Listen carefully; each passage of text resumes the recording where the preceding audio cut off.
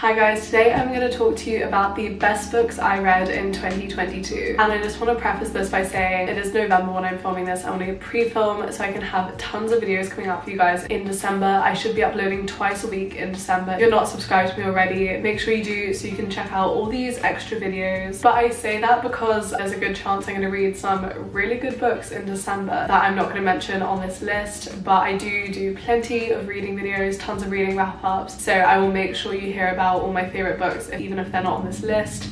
For example, I already scripted this video at the end of October and then I went away and read like 4 5-star books, so I needed to readjust some things. Okay, so first we have Icebreaker by Hannah Grace. Everyone is talking about this at the minute, so I wanted to get it out there. I'm sure you guys have heard of it. This really blew up on TikTok. I believe it first came out on Wattpad. It is a college hockey romance between an ice skater and the hockey captain, and they have to like share a rink because the hockey rink gets shut down. And yeah, I really love the premise of this book. It is definitely like cinnamon roll hero, grumpy heroine, obviously sports, college, ice hockey. All of those tropes and characters are absolute perfection to me. They're just like, I couldn't have even imagined them better. And that includes the massive side cast of characters. I was recently watching Chandler Ainsley reading this book in one of her Kindle Unlimited vlogs, and she mentioned that she saw a lot of people say there were too many characters, but she had a similar opinion to me where I actually really liked that there were so many characters, especially for a college romance. I think it made it really realistic, and not to mention all of the characters are so interesting, unique, and extremely well developed. And Hannah Grace's writing is incredible. It's so funny and addictive, and I really like how she wrote the texting scenes. It's definitely super realistic, and I find texting scenes are something that really makes or breaks a book for me. They can be really cringy or really good, and these were really good. I will say the one thing about this book that, again, talking about Chandler Ainsley's thoughts on this, the premise that I told you about the figure skater and hockey player sharing a rink isn't actually the main conflict of the book, although it's kind of presented as it might be. The main conflict comes in a bit later, but this book is really character driven. You just fall in love with the characters. Just because that isn't the main conflict, it doesn't mean that it isn't equally as interesting. This is such a comfort book, and I'm dying to read more by Hannah Grace, but I don't think she has anything out, which is such a shame. I'm definitely waiting for her next book. So I definitely rated this book 5 stars, and like I said, dying to read more from Hannah Grace. The next book is The Honey Don't List by Christina Lauren. This is a contemporary romance about 2 assistants to a home renovation famous TV couple, and the couple's marriage is kind of falling apart behind the scenes, but they are selling a relationship book. They're starting a new TV show, and they need to sell A Perfect Marriage, so their assistants have to come along with them on a book tour and make sure that their relationship is looking perfect to the public. And the main characters are the 2 assistants, not the actual TV couple, and it is just a really interesting premise. And I've actually been really into home renovation kind of books, or books with that kind of background to them. Like, I really enjoyed Tessa Bailey's Fix Her Up last year. That was in my best books. I just think it kind of adds like a bit of an intriguing plot. But this is such an underrated Christina Lauren book. It is super entertaining, but also had a lot more depth than I expected. Sorry, a helicopter is just going over. And like I said, the plot is so interesting. I absolutely couldn't put it down. I read this on holiday and it was absolutely perfect. And also something I liked in this book is it had a bit of a mixed media element. I love when books do this. The book alternated from obviously POV chapters to police transcripts, tweets and magazine articles and stuff like that. It was very interesting, and I think it really helped with showing how famous the characters were. So the next book I want to talk about is Ruthless Fate in the Zodiac Academy series. Now this is the 2nd book in the Zodiac Academy series, but I'm going to talk about the series as a whole because that has been my favorite thing this year. If you somehow haven't heard of this series, or you've heard of it and you're not sure what it's about, it is about these 2 twins who have grown up human. They've had a bit of a rough life, and then when they turn 18 they are taken to this Fae sort of portal world. They find out they are the lost heirs to the Fae throne, and they have to attend this sort of university academy to gain their inheritance and potentially take the throne. Now I didn't love the first Zodiac Academy book. I actually rated it 3 stars. I think this was for a variety of reasons. I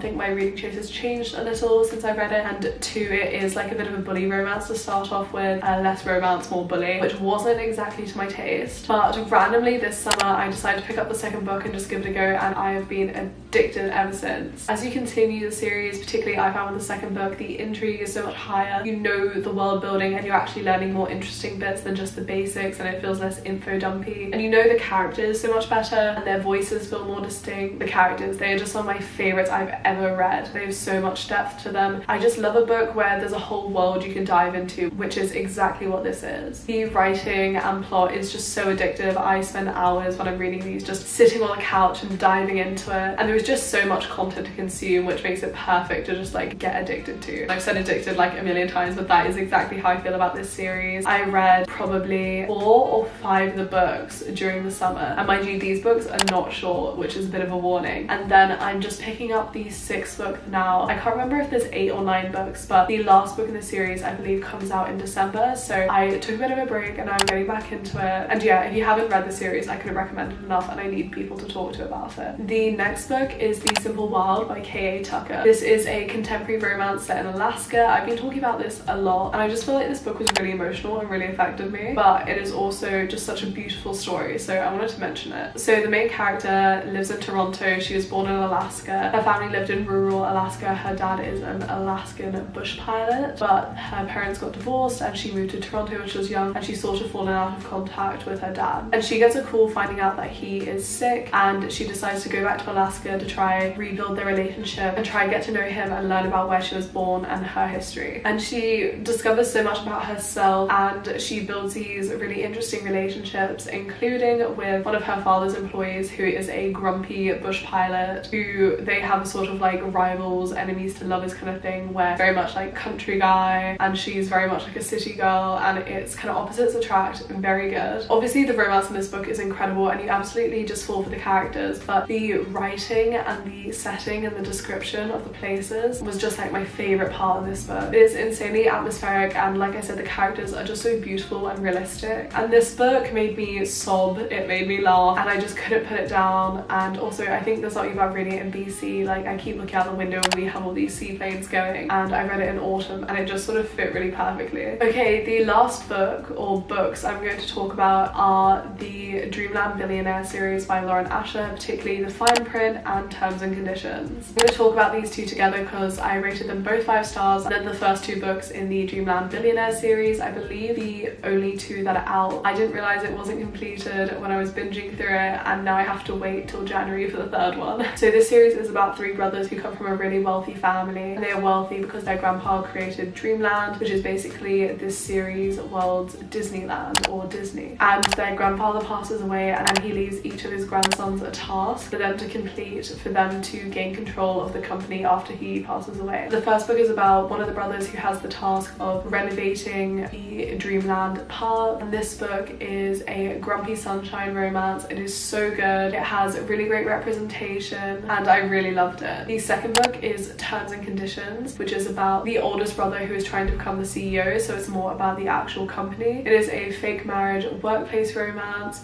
It is so good, and all of the books in this series have incredible banter, really good chemistry and tension, which I love, and incredible character depth and really nice diversity. I also wanted to mention this because I am going to mention one of Lauren Asher's books in my worst books this year, and I just want to say, like, if you've tried one of her books and you weren't sure about it, try some others. I think her writing has matured really well, and this book was everything I wanted her other books to be. It's all the parts I liked, and everything else I didn't like is just absolutely fixed and 1,000 times better than I could imagine. So this was very long and rambly, but that has been my favorite books of 2022. Do let me know down below what one of your favorite books were and what you guys thought of these books, and keep an eye out because a video about the worst books I read this year is going to be coming next week. So yeah, please do like and subscribe, and I'd love to see you next time, and thank you again just so much for watching.